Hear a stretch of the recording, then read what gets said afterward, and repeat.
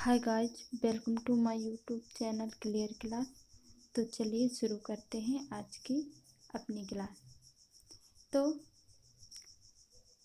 पिछली क्लास में अपन ने शिक्षा मनोविज्ञान की परिभाषाएं पढ़ चुके हैं। अब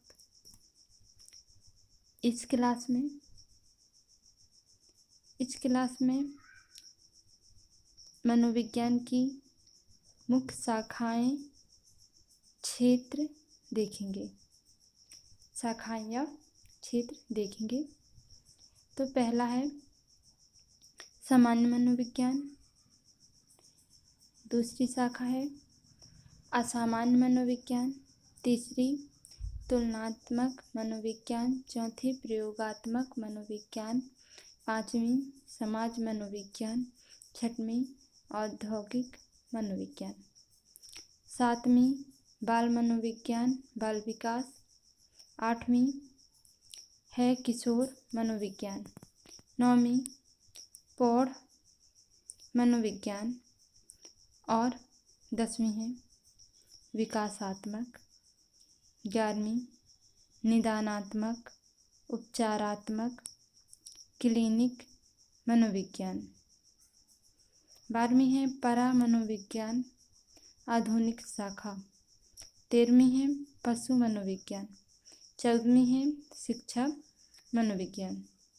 तो इस प्रकार से 14 शाखाएं हैं।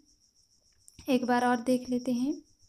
पहली है सामान्य मनोविज्ञान, दूसरी है असामान्य मनोविज्ञान, तीसरी है तुलनात्मक मनोविज्ञान, चौथी है प्रयोगात्मक मनोविज्ञान, पांचवी समाज मनोविज्ञान और छठवीं औद्योगिक मनोविज्ञान,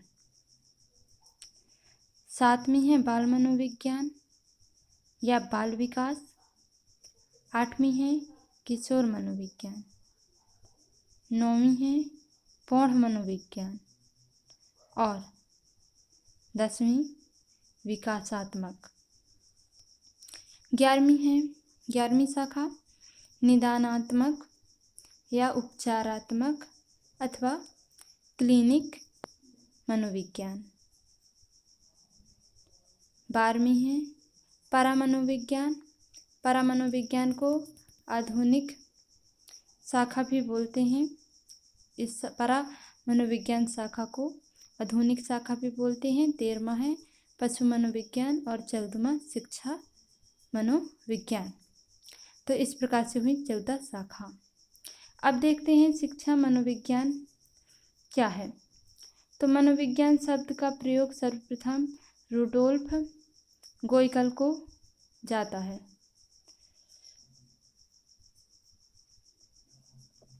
विलियम जेम्स ने दर्शन शास्त्र में मनोविज्ञान को मुक्त कराया। विलियम जेम्स ने दर्शन शास्त्र से मनोविज्ञान को मुक्त कराया और अमेरिका में मनोविज्ञान के जनक विलियम जेम्स ही हैं और अमेरिका में मनोविज्ञान के जनक विलियम जेम्स ही हैं। मनोविज्ञान की शाखा शिक्षा मनोविज्ञान की उत्पत्ति 1900 ईस्वी में मानी जाती है।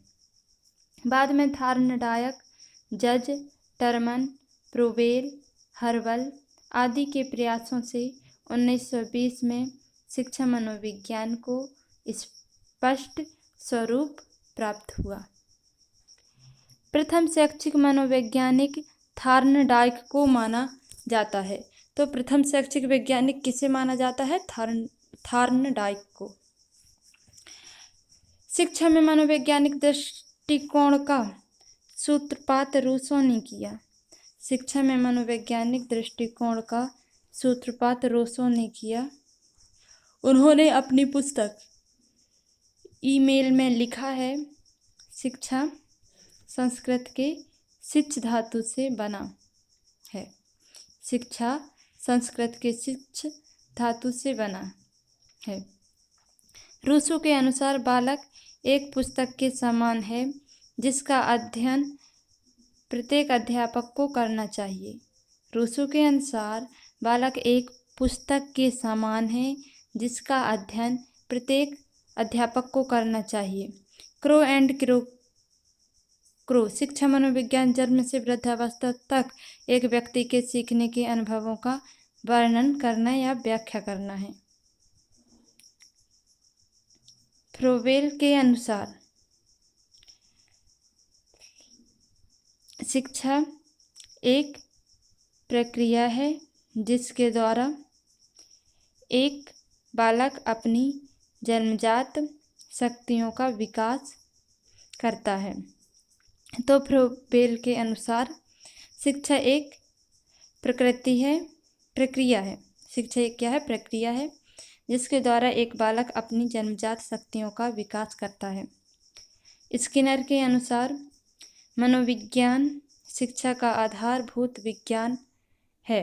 और ट्रो के अनुसार शिक्षा मनोविज्ञान शैक्षणिक प्रस्तुतियों का मनोवैज्ञानिक दृष्टि से अध्ययन है।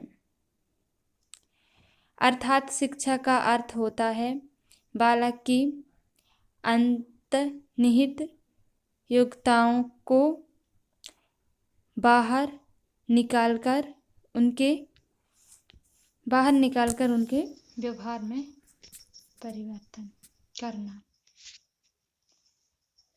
एजुकेशन शब्द की उत्पत्ति लैटिन भाषा के दो अन्य शब्दों से भी मानी जाती है, एडुकेयर और एडुकेट। एडुकेयर यहाँ का अर्थ होता है पालन पोषण करना। एडुकेयर का आगे बढ़ाना, अर्थात मानव व्यवहार का अध्ययन कर उसमें परिवर्तन या परिमार्जन करना ही शिक्षा मनोविज्ञान है। शिक्षा मनोविज्ञान की प्रकृति निम्न प्रकार से है। पहला है शिक्षा मनोविज्ञान की प्रकृति वैज्ञानिक है। दूसरा है इसमें नियम व सिद्धांत का प्रयोग किया जाता है। तीसरा है किसी भी वैज्ञानिक पद्धति में हम उसका अध्ययन करते हैं जिसका निरीक्षण किया जा सकता है। अतः शिक्षा मनोविज्ञान व्यवहार का अध्ययन करता है जिसका कि निरीक्षण किया जा सकता है। चौथा है शिक्षा मनोविज्ञान व्यक्ति के व्यवहारात्मक पक्ष का शैक्षणिक परिस्थितियों में अध्ययन करता है। और पांचवा शिक्षा मनोविज्ञान व्यक्ति के व्यवहार का वैज्ञानिक अध्ययन करता है। शिक्षा मनोविज्ञान व्यक्ति के व्यवहार का वैज्ञानिक अध्ययन करता है। छठवां है शिक्षा मनोविज्ञान एक सकारात्मक विधायक विज्ञान है जो शिक्षा के कब, कैसे और कहाँ आदि प्रश्नों के उत्तर पर ध्यान केंद्रित करता है। सातवां शिक्षा मनोविज्ञान अतीत की अपेक्षा वर्तमान की घटनाओं से क्या और क्यों से संबंधित है। आठवां इसके नियम व सिद्धांत सार्वभौमिक होते हैं। नौवां इसके द्वारा भविष्यवाणी की जा सकती है। पहला है शिक्षक के लिए शिक्षा मनोविज्ञान की उपयोगिता स्वयं को पहचानने में सहायक। दूसरा बालक को पहचानने में सहायक। तीसरा शिक्षक के दृष्टिकोण को उत्पन्न व व्यापक बनाने में सहायक। चौथा किसी भी प्रकार की कक्षा में शैक्षणिक प्रस्तुतियां जागृत करने में सहायक। पांचवा बालकों के प्रति प्रेम, सहानुभूति व समदर्शी भाव अपनाने में सहायक। छठवां बालकों के चहुमुखी विकास के लिए उचित शिक्षक विधियों अपनाने में सहायक। और सातवां है बालकों को अभिप्रेरित करते हुए उनमें रुचि जागृत करना। और आठवां मूल्यांकन की नई विधियों व प्रयोग करना चाहिए। तो चलिए मिलते हैं नेक्स्ट वीडियो में।